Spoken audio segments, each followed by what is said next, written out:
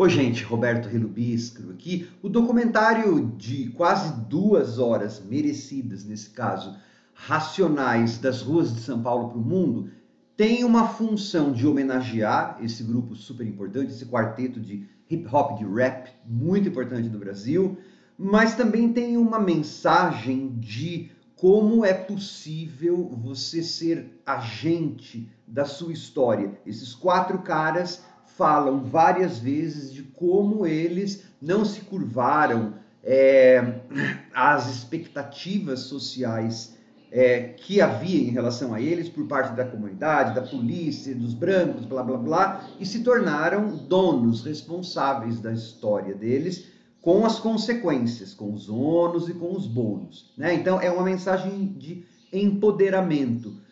Por isso eu acho que formalmente o documentário tenta ser, entre aspas, o mais discreto possível, para a gente não perder esse empoderamento, esse discurso de empoderamento de vista. E eu acho isso super correto, tá? Até porque como eu sempre soube dos Racionais MCs desde os anos 90, os meus alunos falavam para mim sobre tal, da época, mas eu nunca soube da história do grupo. Conheço algumas das canções, mas não conhecia a história. Então, o foco está aí. Então, eu não queria, e acho que não era necessário neste documentário, você ter uma coisa assim formalmente revolucionária, né? Até porque formalmente eu não acho que eles sejam revolucionários.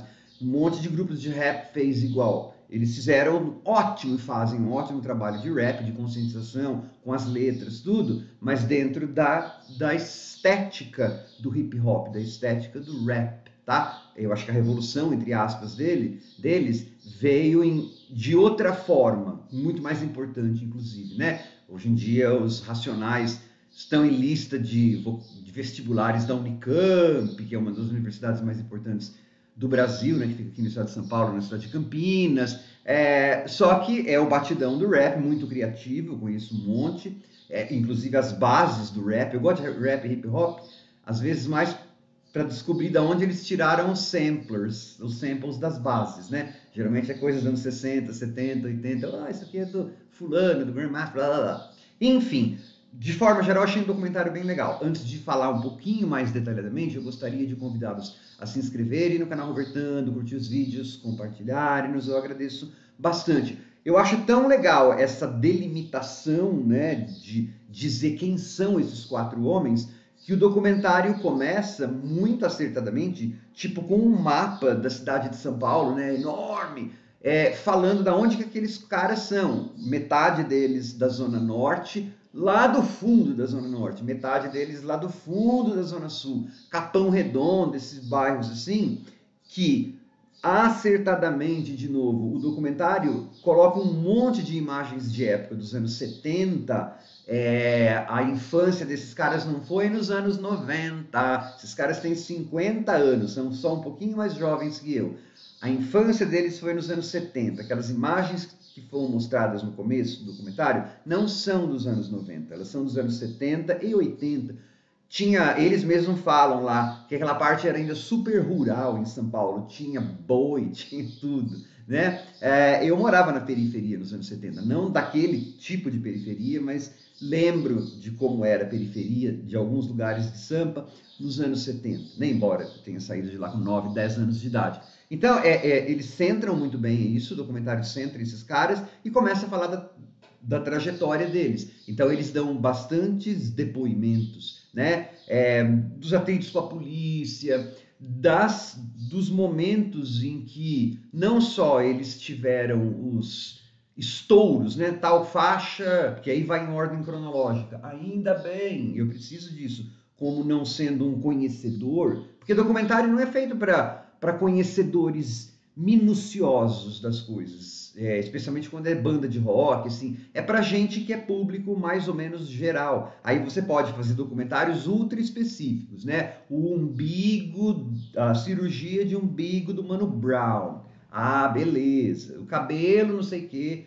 Aí não, é uma história mais geral. E aí dentro dessa história mais geral, os álbuns são colocados de forma cronológica, os grandes estouros tal, que eles tiveram, mas também os grandes estouros de crise de consciência, né? O carinha falando, ó, eu percebi que o nosso álbum estava fazendo mais sucesso entre a galera da faculdade do que na favela. Opa, como que pode? Eles são de lá. Mano Brown e galera são da favela, né? São da periferia, whatever.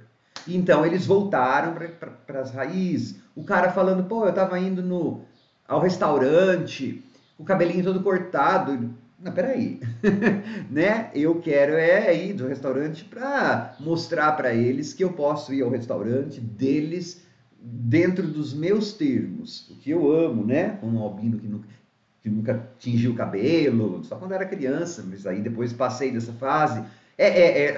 Você se gosta porque se identifica. Uma parte, sim, quando a gente gosta de um determinado artista, geralmente a gente é por identificação mesmo, né? Então, eu achei muito legal essa história da agência desses caras. Como que é possível, através da educação, e não necessariamente da educação formal, eles não estão falando lá que eles foram fazer universidade, mas também eles não estão falando que as pessoas não devem fazer. Eles estão falando, a gente tem que ter consciência das coisas da gente, dos problemas, para a gente ser militante, para a gente lutar pelos nossos direitos. Nesse sentido, é um ótimo documentário. Então, você sabe essa história do grupo e você tem uma história, sei lá, de superação ou motivacional. Eu não gosto muito desses termos, eu estou usando porque são termos mais correntes, né? De superação, ele nunca superou. Tanto é que ele fica falando disso o tempo inteiro, assim como eu. Então, são histórias de um lugar para o outro, geograficamente, socialmente, ideologicamente, né? Porque os caras falam de momentos na carreira em que eles deram um tempo para repensar a posição, para voltar para alguns lugares que eles precisavam ir. Voltar. E também tem, assim, alguns depoimentos de pessoas auxiliares à roda, como que a mãe do fulano foi importante, a esposa do Beltrano foi importante, né? Então, que é uma coisa muito importante para redes de gente pobre, de gente desvalida, né? Geralmente são mulheres que fazem essa rede, que sustentam às vezes esses meninos sozinhas, então elas têm que estar lá. É um bacana documentário, né? De um grupo que é bem importante na música popular brasileira. Não tem como. Eu não gosto, não sei das quantas de rap, é isso, é aquilo. Gostar é uma coisa, reconhecer a importância como letra, como inclusive movimento de vir lá de onde eles vieram e conseguir um estrelato e um respeito mundial, isso é muito importante. E ainda aliando qualidade poética, sim senhor. Eu sou professor de literatura, eu sei do que eu estou falando. As letras deles, algumas letras, muitas, né, porque eu fui conhecendo melhor, tem bastante teor poético, muito melhor do que I love you baby, yeah, yeah, yeah. Né? Nada contra I love you baby, yeah, yeah, yeah, mas em termos de teor poético e de consequência, as letras deles são boas, sim senhores. Né? Uma coisa é gostar, outra coisa é reconhecer méritos e importância literárias e sônicas, coisa que esses caras, quase da minha idade, eu ainda sou mais velho um pouquinho que eles, conseguiram. Parabéns para os Racionais MCs. Acho que um bom documentário que a Netflix colocou lá. Tchau!